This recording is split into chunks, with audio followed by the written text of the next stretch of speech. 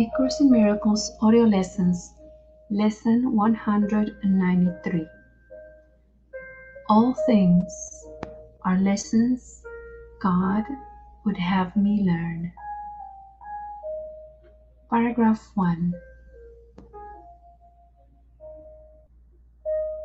God does not know of learning, yet His will extends to what He does not understand, in that He wills the happiness His Son inherited of Him be undisturbed, eternal, and forever gaining scope, eternally expanding in the joy of full creation, and eternally open and wholly limitless in Him. This is His will, and thus His will provides the means to guarantee that it is done. Paragraph 2. God sees no contradictions, yet His Son believes He sees them. Thus He has a need for one who can correct His erring sight and give Him vision that will lead Him back to where perception ceases. God does not perceive at all, yet it is He who gives the means by which perception is made true and beautiful enough to let the light of heaven shine upon it. It is He who answers what His Son would contradict, and keeps His sinlessness forever safe. Paragraph 3. God offers no forgiveness, for He knows no sin is possible, and yet He let His holy law of love be given form in which it can be offered to the world. And we have a footnote that reads, "The law of love is, as lesson 344 says, that what I give my brother is my gift to me." This is the first time in the course that it has been called the law of love. It has earlier been referred to as the law of God. There is no way for you to have it a blessing except by giving it. This is the law of God, and it has no exceptions. And we find this in chapter 7 of the text, section 6, paragraph 3, lines 4 and 5. In the above passage, the form in which love can be given and thus received in this world is forgiveness. End of footnote. And He created one who could perceive what forms this law should take, to be received by every mind which had forgotten it, as it exists in heaven and in God. Thus, He encompasses what He could not see or understand, by giving all His love and making answer to a question which, though meaningless, His Son had asked of Him. I will read that again. Thus, He encompasses what He could not see or understand, by giving of His love and making answer to a question which, though meaningless, His Son had asked of Him. Paragraph 4. The one whom God created to replace the foolish thought which crept into the mind of His most holy Son with peace and joy fulfills His function now. He redirects each lesson you would teach in hate to one in which forgiveness enters, and returns the hate to love, so that the fear is gone. And now guilt cannot enter, for its source has been excluded as the purpose of the lesson has been changed to guiltlessness. The hatred has been rooted out by love. Paragraph 5. These are the lessons God would have you learn. His will reflects them all, and they reflect His loving kindness to the Son He loves. Each lesson has a central thought, the same in all of them. The form alone is changed with different circumstances and events, with different characters and different themes, apparent but not real. They are the same in fundamental content. It is this: forgive, and you will see this differently. Paragraph 6. Certain it is that all distress does not appear to be but unforgiveness. Yet that is the content underneath the form. It is this sameness that makes learning sure, because the lesson is so simple that it cannot be rejected in the end. No one can hide forever from a truth so very obvious that it appears in countless forms and yet is recognized as easily in all of them. If one but wants to see, if one but wants to see the simple lesson there. And we have a footnote that says, I'm going to reread this last sentence. No one can hide forever from a truth so very obvious that it appears in countless forms, and yet is recognized as easily in all of them, if one but wants to see the simple lesson there. We have a footnote that says, the idea in this lesson is that all things in our lives are lessons aimed at teaching us forgiveness. For the distress that seems to come from the external circumstances really comes from our own unforgiveness. The lesson within all of our life events, therefore, is that if we forgive, the distress will go away. End of footnote. Paragraph 7. Forgive, and you will see this differently.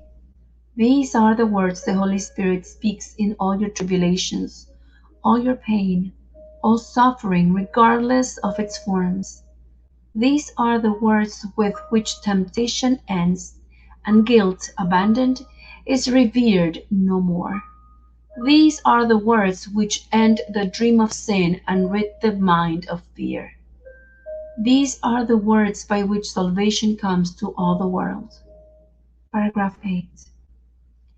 Shall we not learn to say these words when we are tempted to believe that pain is real and death becomes our choice instead of life?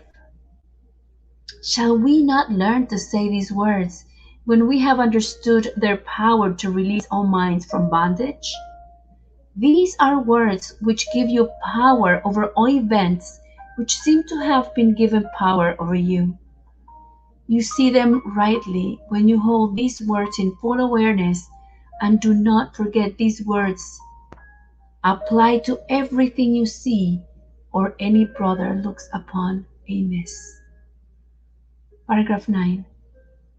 How can you tell when you are seeing wrong or someone else is failing to perceive the lesson he should learn? Does pain seem real in the perception? If it does, be sure the lesson is not learned, and there remains an unforgiveness hiding in the mind, which sees the pain through eyes the mind directs. Paragraph 10. God would not have you suffer thus. He would help you forgive yourself.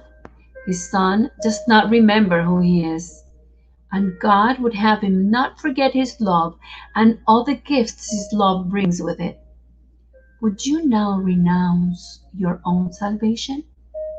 Would you fail to learn the simple lessons Heaven's teacher sets before you, that all pain may disappear and God may be remembered by his Son?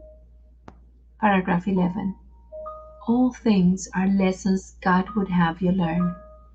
He would not leave an unforgiving thought without correction, nor one thorn or nail to hurt his sacred Son in any way. He would not leave an unforgiving thought without correction, nor one thorn or nail to hurt his sacred Son in any way. He would ensure his holy rest remain untroubled and serene, without a care, in an eternal home which cares for him.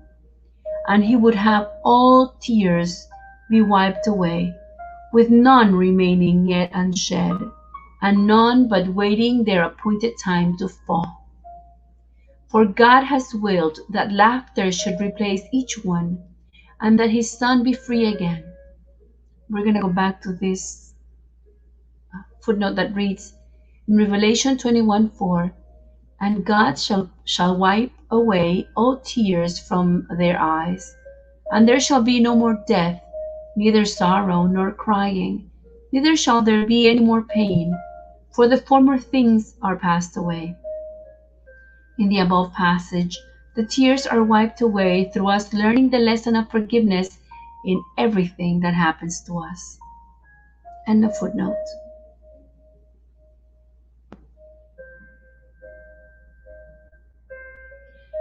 Paragraph 12. We will attempt today to overcome 1,000 seeming obstacles to peace in just one day.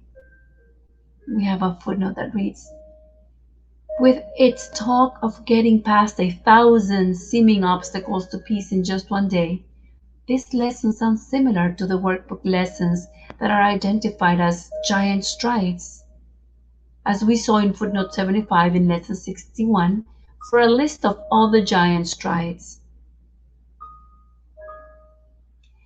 Let mercy come to you more quickly. Do not try to hold it off another day, another minute, or another instant. Time was made for this. Use it today for what its purpose is. Morning and night, devote what time you can to serve its proper aim, and do not let the time be less than meets your deepest need. I'll reread that. Morning and night, devote what time you can to serve its proper aim, and do not let the time be less than meets your deepest need. Paragraph 13. Give all you can, and give a little more, for now we would arise in haste and go unto our Father's house. We have a footnote that says, this means that for our morning and evening practice periods, you should give all the time you can and give a little more. The implication of give a little more is that you can actually give more time than you think you can. End of footnote. And we have another footnote that says, in the Gospel of Luke, chapter 15, verse 17 to 20, it reads, and when he came to himself, he said, how many hired servants of my father's have bread enough and to spare, and I perish with hunger? I would arise and go to my father. End of footnote. We have gone too long. We have been gone too long, and we would linger here no more. And as we practice, let us think about all things we saved to settle by ourselves and kept apart from healing. Let us give them all to Him who knows the way to look upon them so they all will disappear. Truth is His message. Truth His teaching is. His are the lessons God would have us learn. We go to a footnote that reads, this means that we first search our minds to find all things we saved to settle by ourselves, and then we give them to the Holy Spirit so that we can see them through His forgiven eyes. We should probably imagine Him saying to us, forgive, and you will see this differently. Regarding what will disappear when we do this, see footnotes 410 below. We'll read it soon. Each hour, spend a little time today and in the days to come in practicing the lesson in forgiveness in the form established for the day, and try to give it application to the happenings the hour brought, so that the next one is free of the one before. And I'm going to read this footnote that says, each hour, in other words, we should apply today's lesson to anything from the previous hour that upset us, using the words, forgive, and you will see this differently, or I will forgive, and this will disappear, and perhaps using the idea for the day as well. And we should do the same thing in the days to come, using the words of each day's lesson. This is a new practice instruction for our hourly practice.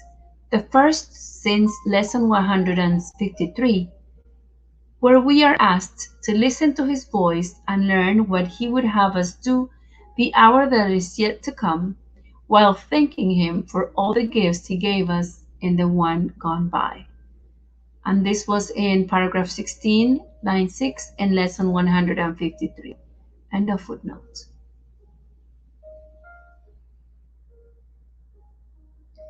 The chains of time are easily unloosened in this way. Let no 1 hour cast its shadow on the one that follows. And when that one goes, let everything that happened in its course go with it. Thus will you remain unbound, in peace eternal in the world of time. Paragraph 15. This is the lesson God would have you learn.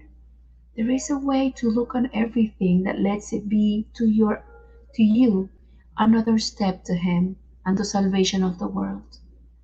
To all that speaks of terror, answer thus: I will forgive, and this will disappear. And we have a footnote that reads, it may be that we are meant to repeat the idea for the day before this line, so we would say, all things are lesson God would have me learn. I will forgive, and this will disappear. Based on references to disappear in this lesson, what will disappear when we forgive is all the pain associated with the event, and perhaps even the external problem that we had saved to settle by ourselves. End of footnote. To every apprehension, every care, and every form of suffering, repeat these self-same words. In them, you hold the key that opens heaven's gate and brings the love of God the Father down to earth at last to raise it up to heaven. God will take this final step Himself. Do not deny the little steps He asks you take to Him. End of lesson 193.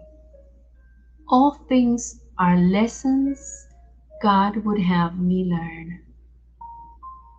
And as we read on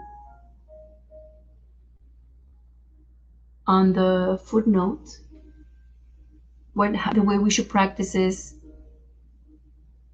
each hour. In other words, we should apply today's lesson to anything from the previous hour that upset us, using the words forgive and you will see this differently, or I will forgive and this will disappear. And then, as the last footnote said, we would say, all things are lessons God would have me learn. I will forgive and this will disappear. Enjoy your practice.